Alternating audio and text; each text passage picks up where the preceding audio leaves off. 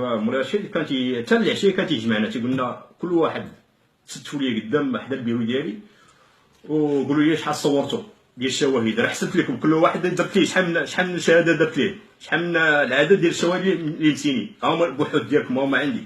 واحد يدخل ويدخل مساكن مقدمين، كاين مسكين اللي ما قاريش، كاين هادي، كاين اللي مغلوب على امره، كاين اللي كما قلت لكم كاين اللي عنده كريدي، كاين اللي عنده هادي.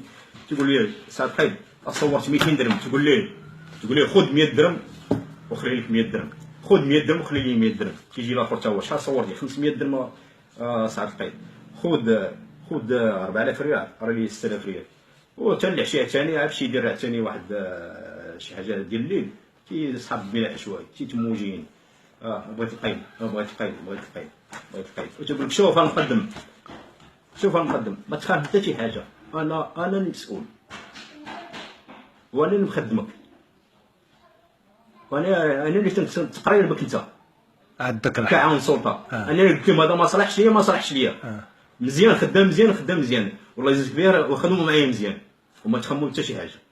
يعني هذا هو الواقع، ديال السلطه ديال في المغرب، وحنا ما بغيناش نبقاو بحال هكا نهائيا.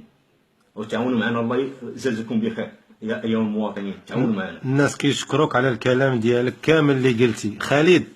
راه باش الانسان يكون بكل صراحه انسان نقي وتقي ورجل صالح وانسان عنده ضمير، راه ما ساهلاش.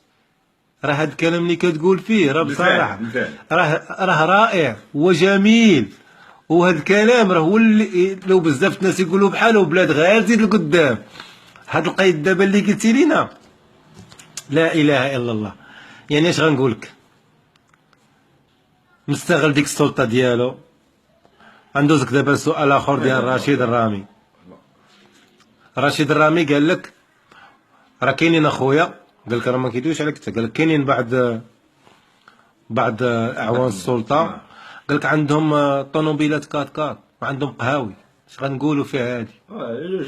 جواب سهل. تفضل. هذاك الشيء اللي بغات السلطه المغربيه، هذاك الشيء اللي بغات الاداره، راه بغات واحد الشفار، ما بغاتش شي واحد خدام تيخدم المصالح ديال المواطن اولا، راه بغات شي واحد شفار. هذاك هو اللي يبقى معاهم، وتيزيدوه تيقول لي نزيدوك ونكملوك ونعطوك حتى الحومات اللي هذوك اللي الاخرين اللي ما تيجيبوش، نضيفوا لك حتى الحومات الاخرين. هذا الشيء اللي بغات الاداره المغربيه، راه بغاتها واحد شفار ما تيعقلش على عباد الله، كريسور قتال مصاص دماء. وحنا نهار قلنا لهم حنا نخدموا في اطار القانون وبغينا